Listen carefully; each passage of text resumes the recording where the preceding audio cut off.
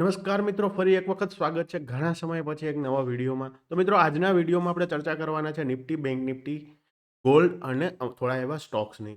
તો હવે એક વસ્તુ તો કન્ફર્મ છે કે ઈરાન ઇઝરાયલનો જે સિચ્યુએશન હાલી રહી છે એના લીધે એક માર્કેટમાં મંડે એટલે કે કાલના દિવસે આપણને એક ગેપડાઉન ઓપનિંગ જોવા મળી શકે છે. તો હવે શું કરવાનું? તો પહેલો જ પ્રશ્ન એવો આવશે, મારો પોર્ટફોલિયો છે તે હજુ સુધી માર્કેટ જ્યારે પણ રિકવર કર્યું છે, મારો પોર્ટફોલિયો છે તે હજુ રેડમાં છે. તો શું મારે એવરેજ કરવા જોઈએ સ્ટોકને? તો હું એમાં તમને ચોક્કસથી ના પાડીશ કે ક્યારેય લૂઝિંગ સ્ટોકને તમે એવરેજ ના કરો. કારણ કે જો તમે જ્યારે લીધું છે ત્યારે તમારો શું પ્લાન હતો? જ્યારે સ્ટોક લીધો ત્યારે તમે લોંગ ટર્મ માટે લીધો, કયા બેસિસ ઉપર લીધો હતો? ફંડામેન્ટલ ઉપર?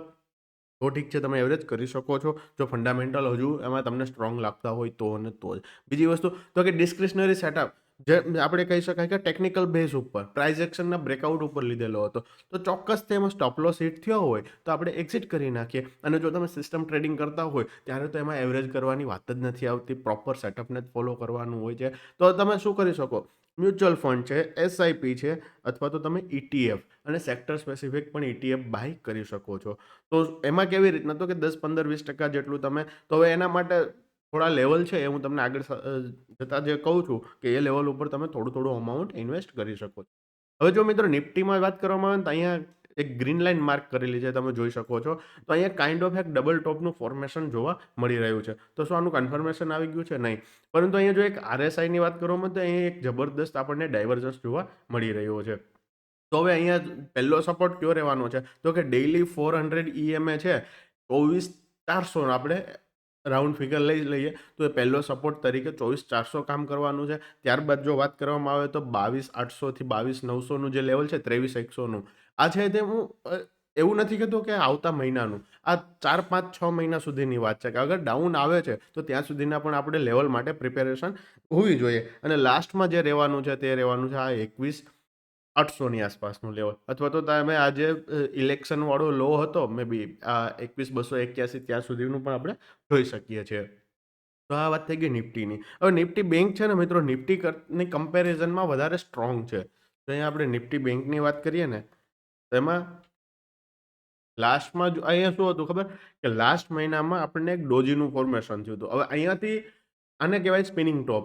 તો હવે અહીંયા શું હતું કે બધાને કે આનો લો બ્રેક કરશે, વીકલી ટાઈમ ફ્રેમ ઉપર ક્લોઝિંગ જોવા મળશે, ત્યારબાદ સારું એવું સેલિંગ જોવા મળશે, આપણને 46,000 સુધી બેંક નિફ્ટી જોવા મળી શકે છે. આ એક મોટી બધાનો વ્યૂ હતો. પરંતુ થયું કેવું કે જો પ્રાઇવેટ સેક્ટરના બેંક છે એ સારું આઉટ પરફોર્મ કરી રહ્યા હતા, એના લીધે બેન્કિંગ સ્ટોક પણ સારું એવું પરફોર્મ કરી રહ્યા હતા. એના લીધે બેંક નિફ્ટીમાં પણ સારું મોમેન્ટમ જોવા મળ્યું હતું. તો હવે અત્યારે ફરી આપણને કાઇન્ડ ઓફ એક સ્પિનિંગ ટોપ જેવું જ ફોર્મેશન જોવા મળી રહ્યું છે. પરંતુ હવે અહીંયા આપણે એવું બાયસનેસ ન બતાવી શકીએ કે અહીંયાથી હવે શું કહેવાય બાઇંગ આવશે, હાઈ બ્રેક કરશે એટલે ફરી સારું એવું બાઇંગ આવશે. કારણ કે ન્યૂઝ આવે ત્યારે કોઈ જ ટેકનિકલ કામ કરવાના નથી.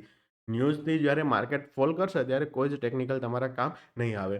હવે નિફ્ટી બેંક નિફ્ટીમાં કેવું છે કે જો સ્ટોક માર્કેટ જ્યારે ઉપર જશે ને ત્યારે એવું કહેવાય છે કે ગોલ્ડ ને સિલ્વર ને એ અસર છે ને નીચે આવે, અને એ લોકો જ્યારે એમાં બાઇંગ આવે ત્યારે સ્ટોક માર્કેટ એ બંને ઇન્વર્સલી પ્રોપોર્શનલમાં કામ કરતા હોય છે. તો જો ગોલ્ડની વાત કરવામાં આવે ને, તો ગોલ્ડનો ચાર્ટ છે. તો અહીંયા તમે જોઈ શકો છો, જે અહીંયા ઓલ ટાઈમ હાઈ લગાવ્યો હતો તે હતો ઓલમોસ્ટ આપણે $5602, અને અહીંયા જે કેન્ડલ બનાવી હતી ને તે હતી સ્પિનિંગ ટોપ કેન્ડલ. હું એક બીજું લેવલ પણ એક માર્ક કરી લઉં. હા, તો સ્પિનિંગ ટોપ જે બનાવી હતી ને એના લીધે શું થયું કે અહીંયાથી ઓલમોસ્ટ આપણને 20% થી 22%નું સેલિંગ જોવા મળ્યું હતું 3 જ દિવસની અંદર. ત્યારબાદથી સાઇડવેઝ આપણને સાઇડવેઝ ટુ નેગેટિવ આપણે કહી શકીએ, એવી રીતના આપણને પ્રાઇસ એક્શન નેગેટિવ તો ના કહી શકાય, પરંતુ એક સાઇડવેઝ કન્સોલિડેશનમાં જોવા મળી રહ્યું છે. હવે બધાનું માનવું એવું હતું કે સ્પિનિંગ ટોપ બન્યું છે એટલે આ લેવલ છે ને 5446 થી 5602નું લેવલ, ત્યાંથી એક સારો એવો એક આ એરિયા છે ને, એક જબરદસ્ત સેલિંગ એરિયા કહી શકાય કે અહીંયાથી ફરી આપણને સેલિંગ જોવા મળી શકે. કારણ કે એનું રીઝન શું છે, પાસ્ટમાં શું થયું કે આ કેન્ડલ પછી કન્ટિન્યુઅસલી આ તમે જોઈ શકો છો આ રીતનું સેલિંગ આવ્યું હતું. એના લીધે ફરી આ લેવલ ઉપરથી જો કોઈ બેરિશ સિગ્નલ મળે તો આપણે સેલ કરી શકીએ. પરંતુ વોર જેવી સિચ્યુએશન છે અને અહીંયા જે ડેઇલી ટાઈમ ફ્રેમ ઉપર સેટઅપ બનાવ્યું છે, જબરદસ્ત પોઝિટિવ સેટઅપ છે. જો આ લેવલનું બ્રેકઆઉટ થઈ ગયું છે અને જો આના પછી જો આ લેવલનું પણ બ્રેકઆઉટ જોવા મળે ને, તો અહીંયાથી બહુ સારું એવું મોમેન્ટમ ગોલ્ડમાં જોવા મળી શકે. તો ગોલ્ડના આપણે ફ્યુચરનો ચાર્ટ જોઈએ કે ક્યાં સુધીનું આપણને જોવા મળી શકે. તો આપણે MCXનું જોઈએ. તો આ લેવલની ઉપર જો ઓલ ટાઈમ હાઈ હતો તે હતો એમસીએક્સ ઉપર 1,80,000નો. જો અગર આની ઉપર ક્લોઝિંગ આવે ને સારું મોમેન્ટમ આવે તો ફરીથી આપણને 1,95,000 થી 2,00,000 સુધીનું લેવલ જોવા મળી શકે છે. તો આ થઈ ગઈ ગોલ્ડની વાત. તો ત્યારબાદ હું તમારી સાથે એવા સ્ટોક ડિસ્કસ કરું છું જેમાં આપણને મંથલી ટાઈમ ફ્રેમ ઉપર બ્રેકઆઉટ જોવા મળ્યું છે. તો શું આ બ્રેકઆઉટ ઉપરથી બાય કરી લેવાના? ના. અને આપણે વોચ લિસ્ટમાં એડ કરવાના. કારણ કે માર્કેટમાં છે ને અંડર પરફોર્મન્સ હતું. જ્યારે ત્યારે આ સ્ટોક છે ને તે આઉટ પરફોર્મ કરી રહ્યા હતા. તો આનું શું કરવાનું કે જ્યારે પણ આપણને એમાં સ્વિંગ ઓપોર્ચ્યુનિટી મળે ને ત્યારે આપણે સ્વિંગ ટ્રેડ માટે આની એક વોચ લિસ્ટ બનાવી શકીએ. અથવા તો ઇન્વેસ્ટમેન્ટ માટે તમારું કોઈ સેટઅપ હોય તો તમે એમાં એ રીતના જઈ શકો. તો પહેલો જ સ્ટોકની વાત કરવામાં આવે તો તે રહેવાનું છે કેઈઆઈ ઇન્ડસ્ટ્રીઝ. તો અહીંયા શું થયું છે, ઓલ ટાઈમ હાઈનું બ્રેકઆઉટ જોવા મળ્યું છે. જે ઓલ ટાઈમ હાઈ હતો 5,039.40નો, એની ઉપર આપણને ક્લોઝિંગ પણ જોવા મળ્યું છે. હવે જ્યારે પણ ઓલ ટાઈમ હાઈનું બ્રેકઆઉટ જોવા મળે ને ત્યારે એનો ટાર્ગેટ કેવી રીતના કાઢવાનો હોય, તો કે જો આ જે હાઈટથી એની ડેપ્થ છે ને એને માપી લેવાની. પછી શું કરવાનું, સિમ્પલ ડ્રેગ એન્ડ ડ્રોપ અહીંયા કરી દેવાનું. હવે શું આ ટાર્ગેટ 100% આવશે જ? ના, જરૂરી નથી. પરંતુ આ ટાર્ગેટ કાઢવાનું રીઝન શું છે ખબર, કે જ્યારે પણ તમને આ લેવલની વચ્ચે સ્વિંગ સેટઅપ મળે, સપોઝ તમે વીસીપી કરો છો તો વીસીપીનું આ સેટઅપ મળ્યું તો આની ઉપર તમે બાય કરી શકો. તમે 5-7% લઈને એક્ઝિટ કરી નાખો. એટલે આ એરિયામાં તમને પહેલી વસ્તુ તો એ કે આ સ્ટોક છે તે એકદમ સ્ટ્રોંગ મોમેન્ટમમાં છે. બીજું તો કે આની વચ્ચે જ આપણી પાસે એક રેન્જ છે કે આ રેન્જની અંદર આપણને અહીંયા સુધી એક ટાર્ગેટ આવી શકે. તો આપણે પ્રોપર આ ટાર્ગેટનો વેઇટ નથી કરવાનો. સ્વિંગ ટ્રેડમાં જ્યારે જ્યારે અહીંયા ઓપોર્ચ્યુનિટી મળે આ લેવલમાં, ત્યારે આપણે અહીંયા ટ્રેડ કરી શકીએ છીએ. જેથી કરીને થોડો હાઈ શું કહેવાય કન્વિક્શનવાળો ટ્રેડ મળી શકે. બીજા સ્ટોકની વાત કરવામાં આવે તો તે રહેવાનો છે પોલીકેબ ઇન્ડિયા. હવે મિત્રો એક વસ્તુ બીજી કહી દઉં કે અત્યારે છે ને, તો આ કેબલ એન્ડ વાયર સ્ટોક છે ને એ બધામાં બહુ સારું એવું મોમેન્ટમ જોવા મળી રહ્યું છે. એટલે ઘણા બધા જે વાયર ને કેબલના સ્ટોક છે ને એમાં આપણને બ્રેકઆઉટ જોવા મળ્યું છે. તો એવું નથી, તમે આના સિવાયના પણ ઘણા સ્ટોક આ સેક્ટર રિલેટેડ જોઈ શકો છો. તો અહીંયા પણ આપણને ઓલ ટાઈમ હાઈનું એક બ્રેકઆઉટ જોવા મળ્યું છે. ત્યારબાદ જો વાત કરવામાં આવે તો ગ્રેફાઇટ ઇન્ડિયા.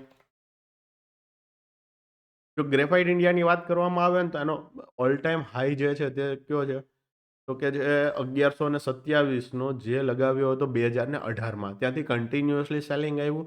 હવે અહીંયા આપણને ઓલમોસ્ટ 4 થી 5 વર્ષની ટ્રેન્ડ લાઇનનું જે રેઝિસ્ટન્સ હતું તેનું બ્રેકઆઉટ જોવા મળ્યું છે. તો અહીંયાથી હવે મોમેન્ટમમાં પહેલો રેઝિસ્ટન્સ કયો જોવા મળી શકે, તો કે 815નો. અગર એની ઉપર સસ્ટેન કરે છે તો ફરી આપણને ઓલ ટાઈમ હાઈનો રેઝિસ્ટન્સ જોવા મળી શકે છે. ત્યારબાદ જો વાત કરવામાં આવે તો હેપી ફોર્જિન કરીને છે, જેમાં પણ આપણને ઓલ ટાઈમ હાઈનું એક બ્રેકઆઉટ જોવા મળ્યું છે.